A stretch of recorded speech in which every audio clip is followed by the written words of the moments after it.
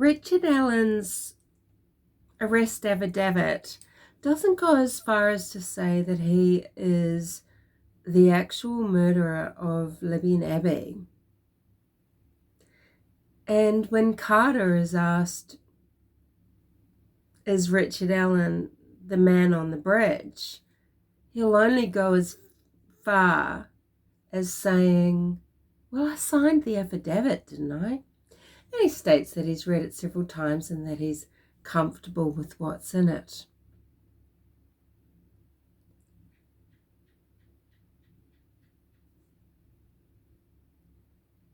We've got a lot of wobbly, wibbly lines here, and we need to be really cautious about what we assume that law enforcement knows, and we shouldn't make assumptions that, oh, this is just what's in the affidavit, there's more to come. We've seen with Morphew's case that when Barry Morphew was arrested for the murder of his wife Suzanne, the affidavit was 130 pages long. It was basically piffle, and nothing else was to come after. The arrest affidavit in the Morphew case, I don't even know if it really showed probable cause. It did have some circumstantial evidence, I guess, and they never followed it up. And with Richard Allen, it's circumstantial, and because of what we do know and what we can try to marry up, we've got a right to question, well, how have they followed everything up? Sorry, I'm getting a bit tangled here, but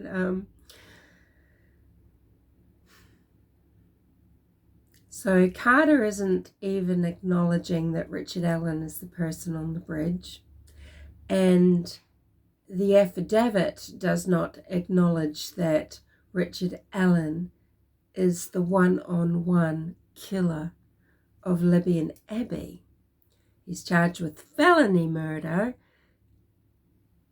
We might assume that law enforcement think that they can prove that Allen was on the bridge when the girls were. He abducted them. This led to their murders. So if we wind back to these witness statements, we've got 3 girls giving differing accounts of a male that they've seen at the head of the trails, and within the same time frame, supposedly, some of them are describing a person in blue, and one is describing a person in very specific black, including black hoodie, black boots. And could these 3 girls be seeing 2 different men? And are law enforcement officers or the people writing this affidavit, etc., and controlling this narrative, what are they manipulating here? They can leave words, sentences, entire statements out. They can leave witnesses out. They can leave suspects out. They can leave everything out to fit what seems like a very neat timeline. I mean, we can't, in good conscience and ethical conscience, jump down law enforcement's throat at the moment. But there are so many questions, and we could be proved so wrong and to have been, oh, ye of little faith. The fact is, though, that we have zero faith in law enforcement pretty much sometimes, because we've seen shenanigans and what goes on, and we are out here, we are judging, we are willing people on to do good, to be good, to be the best that they can be. And so often, for whatever reason, just because pressure and stress and normal humanity and normal situations when it comes to anybody performing any job, shit happens. But you have to wonder how much, anyway, sorry, let's get into that later. So imagine if, say, 3 people on Freedom Bridge, say, young women, and a couple of them notice a guy in blue, and one of them notices a guy in black. They're both there.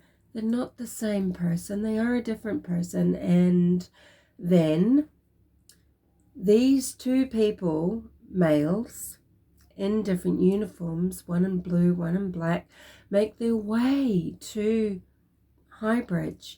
And perhaps one, when they come to a fork in the road just beyond what is now a memorial for Abby and Libby.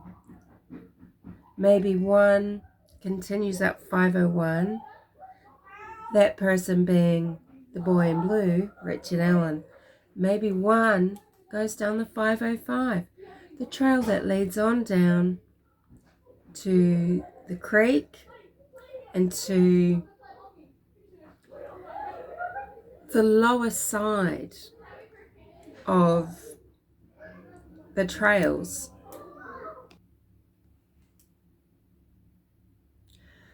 And maybe this person that's gone down the 505 isn't seen by the older witness. Someone is calling her Sue, I don't know. And he climbs up, or he crosses the river. Either way, he ends up on the south bank of Deer Creek, on the south side of Highbridge. After seeing this witness that sees, allegedly, Richard Allen, who's on platform 1, maybe because he's watching Man in Black. After she retreats, he retreats also. And his job is to bookend these girls between him and Man in Black. It's a tricky one to consider because, okay, so McClellan seems to be pushing people forward to thinking that there is another actor. It doesn't necessarily have to be someone involved in the crime. It could be because someone has been acting with guilty knowledge all along and not coming forward, etc., helping someone hide. They're an accomplice. Or it could be someone involved actively in the deaths. So this other person in black is at the other end of the bridge. We've got talk of someone that lives along that private drive seeing someone in dark clothing, dark features, youngish, dark eyes. Is this person? Did they check that no one was going to be coming up the private drive? Did they meet Richard Allen, who was forced these girls off the bridge? Did they go together across the creek and then something heinous has happened?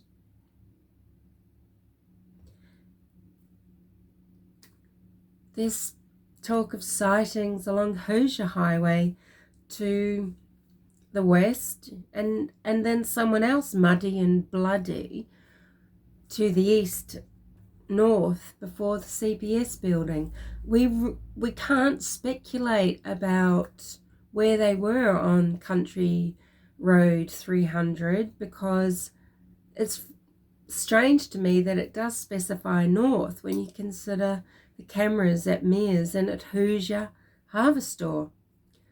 It makes you think, did the murderer, after killing Abby and Libby, cross back over the creek to the south bank, follow through the woods, up that way, to CPS building and be spotted at Country Road 300 North there? Is there some sort of clerical error when they're saying north? And it didn't mean north side of Country Road 300 North at all. You have to question everything now. I mean, sure, we don't know. We don't know what's being held back. You have to question, okay, so Richard Allen, sometime in 2013, we don't know when. Sure, if someone's saying they came forward and spoke to a conservation officer, have you looked up who conservation officers might have been at that time? And where they might have been based and how readily available they were, and were they actively part of this investigation? Is this bollocks? Even if the officer taking the information from people in interviews didn't know yet about a person in blue on the bridge, when they're talking to people, some of the things they ask. And what were you wearing, sir? It's not written in the affidavit that when Allen spoke to someone in 2017 that they gave description of the clothing that they were wearing. If they had, even if it was prior to even most of law enforcement knowing that there was images of someone on the bridge caught on Libby's phone, pretty quickly they could have followed up with all those people that they knew were at the bridge and said, can we ask you, what were you wearing? Would you mind, sir, if we had your clothing? Someone might have said, no, you can't, or I don't have it, or handed it in, whatever. Right?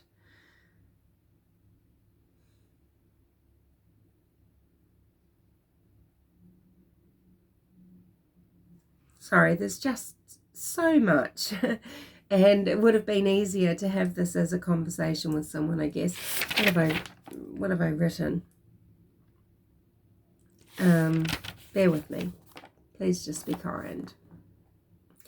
You know, very subjective, sure, about the bullet.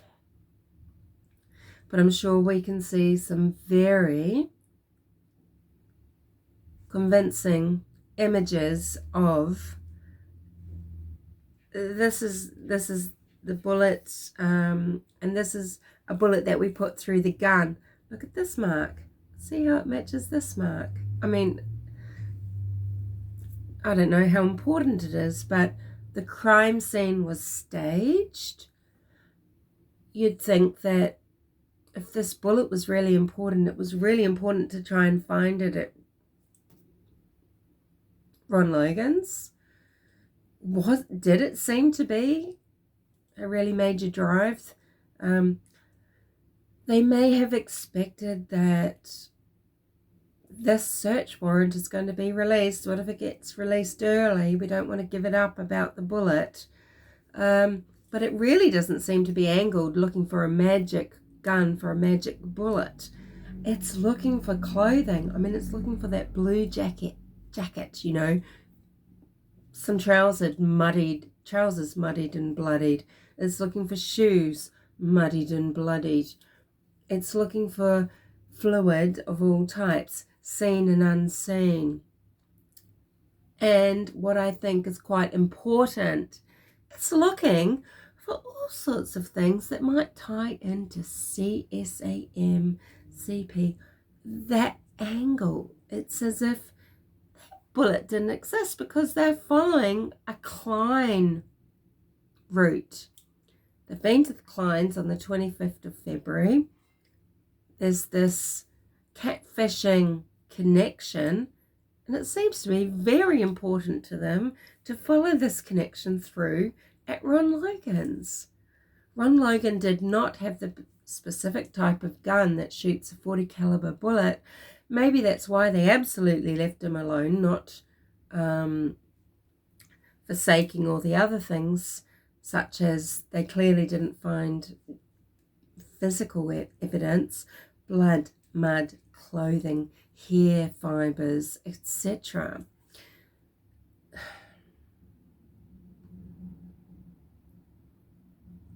Yeah.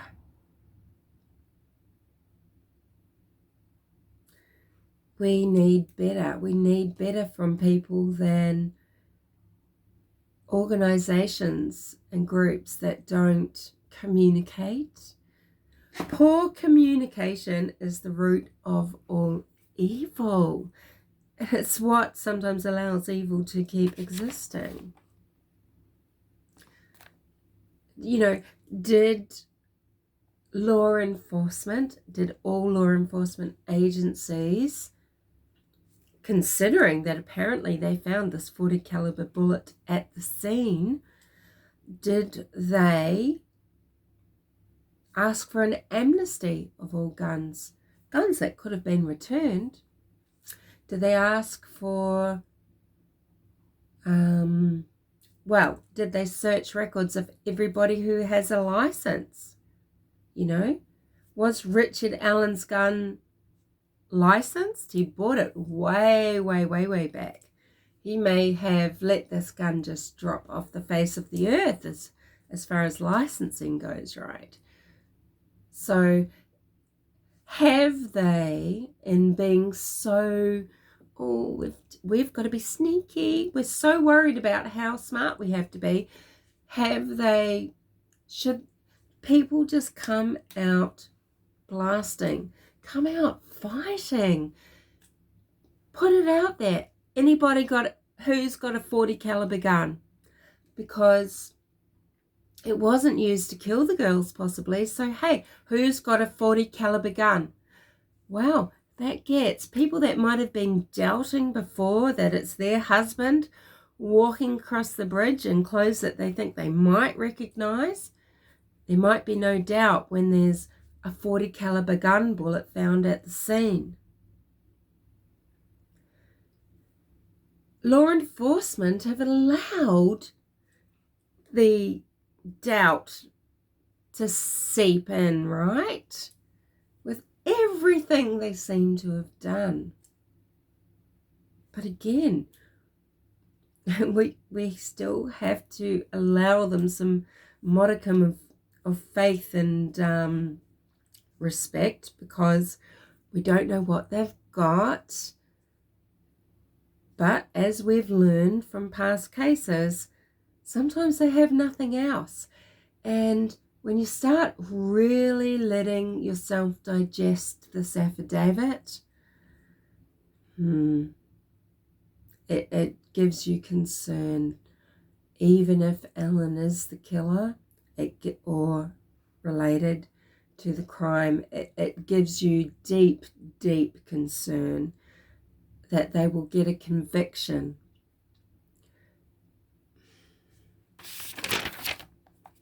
This isn't very good, sorry.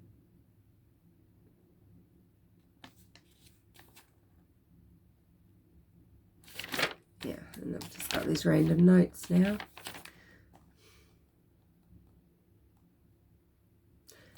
About so many things, but I don't know what I want to discuss with you at the moment. Sorry, boring.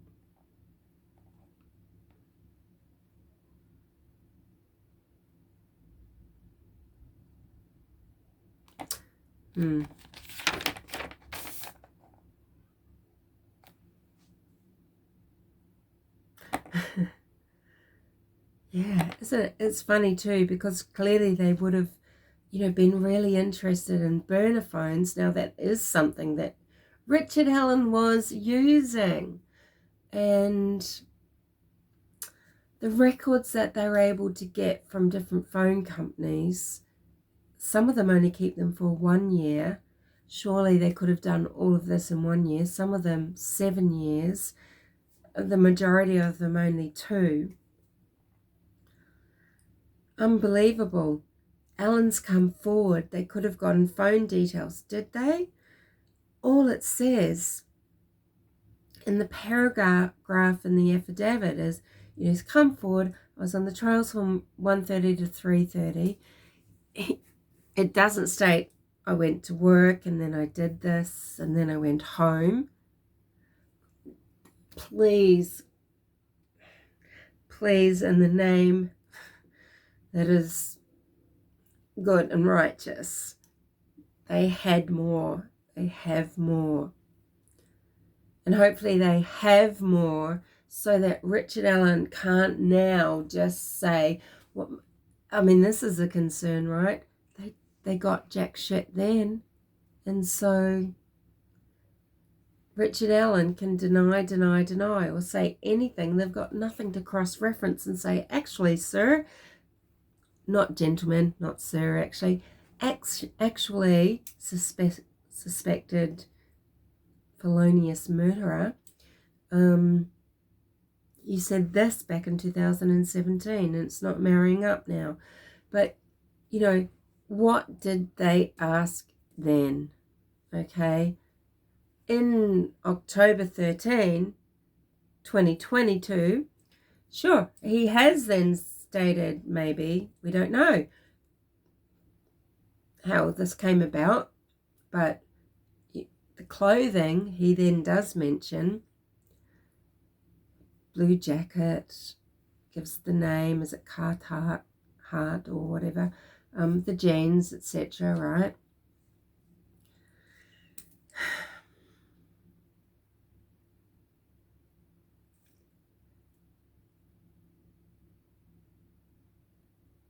Clerical errors do happen, right? Human error is the scourge of any investigation, any business. It happens. Procedure and basics. You have to get this right. You have to have a good foundation. If teams aren't meeting weekly, aren't having ongoing discussions and training about, and how do we do this? And how do we do that? What do we ask? And then, because it's kind of then up to the individual on how they are analysing, interpreting what's standing out to them. You don't need to be someone who has this so-called intuition or experience to do a decent job at these grassroots levels or whatever. You just need to be trained in the basics, and you just need to go through your procedure. You need to go from step 1 to 2 to 3. Somebody is talking to you about being in the vicinity of a heinous crime at the time the crime was committed. Every single person, they don't need to be the greatest mind. They just need to be trained, supervised, and debriefed. It's pretty much it. And so many people have possibly dropped the ball. We don't know yet. Maybe there's more, and there's going to be some revelationary evidence coming through, that he also at the time said this, this, and this. What happened before and after directly? 13th of October 2022. Did a tip come in? They turned up at Richard Allen's house. Now, have they gone back before this information, before that arrest? Have they gone to these witnesses and said, can you look at these photos Could you identify the person that you described to us back in 2017 or whenever they actually took the witness statements? Did they do that? It's like a photo lineup, I guess. And did they identify Richard Allen out of those photos? That is very important. Again, we don't know why they wouldn't mention this in the affidavit, why it wasn't. I mean, the affidavit exhibits extremely poor writing skills, we know this, but hey, you know, let's cut people a break. But they could have written it. You feel like if they had the information, it doesn't harm anything. In fact, it's probably a moot point nearly to say, witness in 2017 stated, when shown a lineup of 10, pointed to the person that we have arrested. Witness 2 made this statement, maybe it was the black clothes, but now they have pointed out Richard Allen, or did they just not at all? Witness 3, witness 4. People are thinking because of the timeline, this timeline. I mean, it does seem like simply because of this witness at the bridge when allegedly Allen walks up, standing on platform, she's here, and with the timing of the girls arriving, she has to pass, and they cross, and they meet up with Allen. Because of that timing. And it would make sense if he is a kidnapper and or a murderer that I didn't see them. He could have easily said, and then I returned down, I went down onto the 505 and I was down by the creek and I walked around that way. That's why my short walk took so long. That might have explained that he didn't see the girls. Hey, is that something that's being left out of this affidavit, part of his statement? Because so many things are wrong here, even though that superficially looks right. Because if there was another guy in black as well, is he real? And, well, who else would have seen him? Where did he go? Are there other witnesses that saw him? Was he actually now seen down at Riley Park? So he couldn't have been a second actor waiting on the south side of the bridge for Allen allegedly to herd them off and take them down the hill.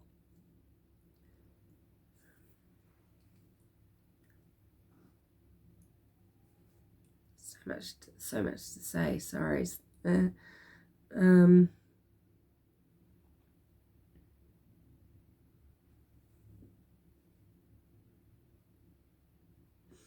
And sadly, you know, it leaves open so many scenarios for people that have, you know, genders and want to be sensationalistic to talk about. I mean,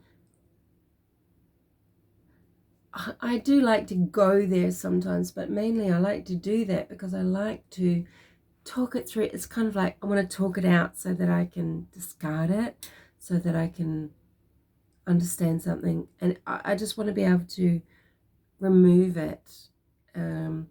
Sometimes if you just talk through some of the possibilities, it's not because you want to grasp onto them. It's because you want to just ensure that you know that, okay, that's gone, you know, where you're sticking, that you're on solid ground. I mean, it was too quick. I mean, see, Ron Logan was at the dump for a very, very brief amount of time. And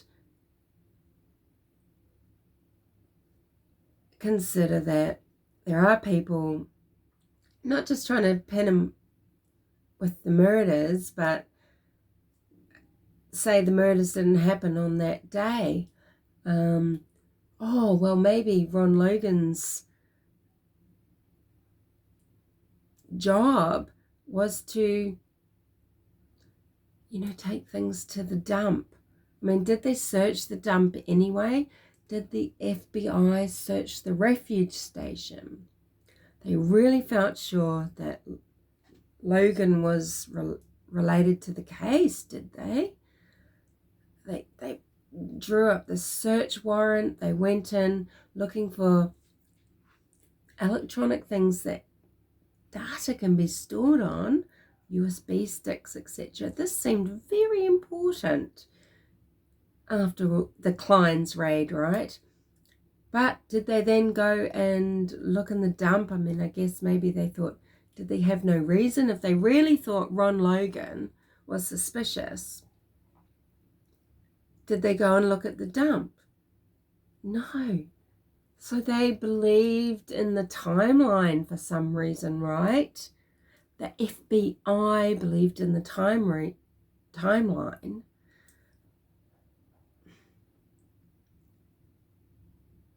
You have to really, maybe you have to be a true Delphian or whatever to understand the angles that I'm talking about here. But anyway, it's maybe somebody, Richard Allen, maybe he's this major kingpin, maybe through the online clickbaiting, the catfishing of these young girls, two predators have met and realized, one has realized that the other is another predator. Maybe Richard Allen is smarter than we think, and he's lured Keegan Kline there, but to another location. So Keegan Kline's driven in this bright red recognizable Jeep to Delphi from Peru, and he's gone to this gas station where Richard Allen, because he's a local, assumes that Keegan Kline will be caught on camera. Now, in a murder such as this, one would think that police would immediately go to cameras such as at the gas station. If they've got all this Hoosier Harvester footage, YTF haven't they got the gas station footage? Maybe that was an evil, dastardly plan that Keegan, a predator, would be seen there. Maybe he was actually, and it was part of the raid, but nothing was found to link him to the murders, and it's all hush-hush, right? This is so scattered and everything. I know what I mean when I say these things. Hopefully people have been following and they understand. Or maybe I should have just recorded this in some 5-minute shorts, which is what I intended to do before I recorded this. Because it's just too much, and that's why sometimes having a conversation with someone would be really good about now to do, because of where everything is with this case. But there's very few people that I would talk to about it. A lot of good guys that are actually bad guys and that sort of thing. Anyway, see you later.